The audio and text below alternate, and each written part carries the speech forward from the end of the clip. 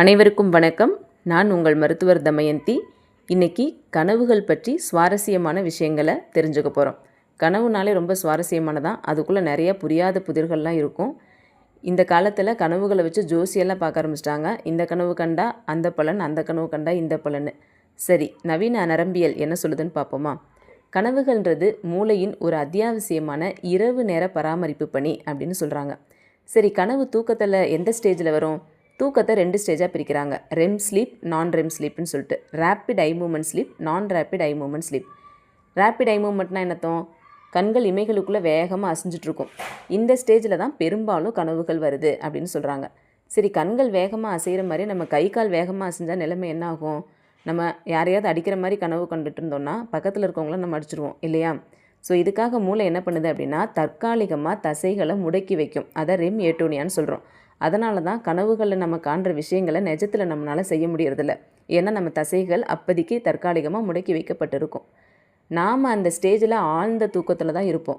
ஆனால் நம்மளுடைய மூளையின் செயல்பாடு நம்ம விழித்திருக்கும் போது இருப்பதை விட மிக தீவிரமாக இருக்கும் அப்படின்னு சொல்கிறாங்க. சரி, இந்த கனவோட இம்பார்ட்டன்ஸ் என்ன? எதுக்காக இந்த கனவுகள் வருது அப்படின்னா, ஒன்று மெமரி கன்சாலிடேஷன். பகல் முழுவதும் நம்ம நிறைய விஷயங்களை சேகரிச்சிருப்போம். அதில் எது முக்கியமானது, எது முக்கியமில்லாதது இதெல்லாம் அனலைஸ் பண்ணும். தேவையற்றதெல்லாம் மூளை டெலீட் பண்ணி விட்டுரும். தேவையானதை நிரந்தர நினைவுகளாக மாறும். இதெல்லாம் வேலை செய்யும்போது ஏற்படுகிற மின் அதிர்வுகள் தான் கனவுகளாக வெளிப்படுது அப்படின்னு சொல்கிறாங்க. இன்னொன்று உணர்ச்சி மேலாண்மை. பகலில் நம்ம எதிர்கொள்கிற கவலை, பயம், மகிழ்ச்சியான தருணங்கள் இது எல்லாத்தையும் மூளை மீண்டும் ஒரு முறை கனவுல பாதுகாப்பான சூழலில் அனுபவித்து பார்க்குது.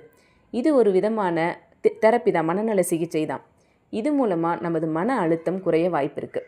ஸோ இது மூளையே நம்ம மன அழுத்தத்துக்கு கொடுக்குற ஒரு ட்ரீட்மெண்ட் தான் இந்த கனவு அப்படின்னு சொல்கிறாங்க. இன்னொன்று த்ரெட் சிமுலேஷன். அச்சுறுத்தல் மாதிரி ஒரு கற்பனை பண்ணி பார்க்குறது.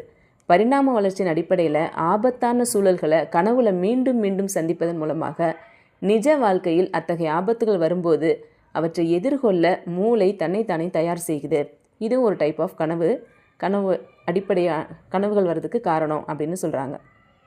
சரி, கனவு காணும்போது பெரும்பாலும் லாஜிக்கலாக இருக்காது. அப்படி போயிட்டு நட்சத்திரத்தை கையில் பிடிக்கிற மாதிரி இருக்கும். நம்ம இது வரைக்கும் பார்க்காத காட்சிகள்லாம் பார்ப்போம். கத்தி, ரத்தம் என்னென்னமோ சம்மந்தமே இல்லாமல் வந்துட்டுருக்கும். நிறைய உணர்ச்சி வசம்லாம் படுவோம். பெரிய லாஜிக்கல் திங்கிங் இருக்காது. இதுக்கு என்ன காரணம் அப்படின்னு பார்த்தீங்கன்னா, உணர்ச்சிகளை கட்டுப்படுத்துகிற இந்த அமிக்டலா இருக்கு இல்லையா? நம்ம இதுக்கு முன்னாடி நிறைய முறை பார்த்துருக்கோம் இல்லையா? உணர்வுகள் பெட்டகம். இந்த அமிக்டலா இருக்கே கனவின் போது மிக தீவிரமாக செயல்படுது. அதனால தான் ரொம்ப உணர்ச்சிகரமாக இருக்குது கனவுகள். ஹிப்போகேம்பஸ், அந்த நினைவுகளை வழங்குகிற இந்த பகுதி கனவுக்கு காட்சியை தருது. ப்ரீஃப்ரான்டல் கார்டெக்ஸ்ன்றது தான் நம்மளுடைய பகுத்தறிவு பகுதி. இந்த பகுதி கனவின் போது மந்தமடையுது. அதனால தான் கனவுல நடக்கிற விஷயங்கள் விசித்திரமாக இருக்குது. அது உண்மையாக பொய்யான்னு நம்மளால் அனலைஸ் கூட பண்ண தெரியாது. நம்ம கனவுல நடக்கிறதெல்லாம் நிஜத்தில் நடக்கிற மாதிரியே நமக்கு தோணும். ஏன்னா நம்ம ப்ரீஃப்ரான்டல் கார்டெக்ஸ் அப்போதைக்கு மந்தமாக இருக்குது. சரி, நம்ம ஏன் கனவுகளை மறந்துடுறோம்? பெரும்பாலான கனவுகள் 95% விழித்த 5 நிமிடங்களுக்குள் மறந்துடுது.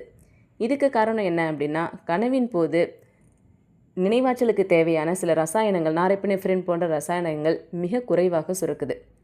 மூளை அந்த தகவல்களை சேமிக்கிறதை விட தன்னைத்தானே பராமரிப்பதற்கு தான் அதிகமாக பயன்படுத்துது. ஸோ கனவுகள்ன்றது சேமிக்கிறதுக்காக இல்லை, ஒரு பராமரிப்பு பணியாக தான் மூளை அதை பயன்படுத்துது. விசித்திரமான கனவுகள், லூசிட் ட்ரீமிங் அப்படின்னு ஒன்று இருக்குது.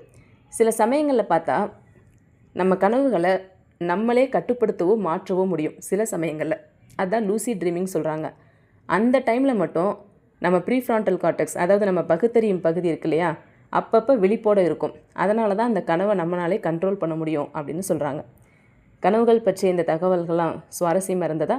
ஸோ பெரும்பாலும் கனவுகள்ன்றது மூளையோட ஒரு பராமரிப்பு பணி தான். அப்புறம் தகவல்களை சேமித்து வைக்கிறதுக்கும் உதவுது. நம்மளுடைய உணர்வு மேலாண்மையை மேம்படுத்துவதற்கும் இந்த கனவுகள் உதவுது. அன்றாட வாழ்க்கையின் சவால்களை எதிர்கொள்ள உதவும் ஒரு மிகச்சிறந்த உயிரியல் கருவி தான் இந்த கனவுகள். நன்றி நண்பர்களே.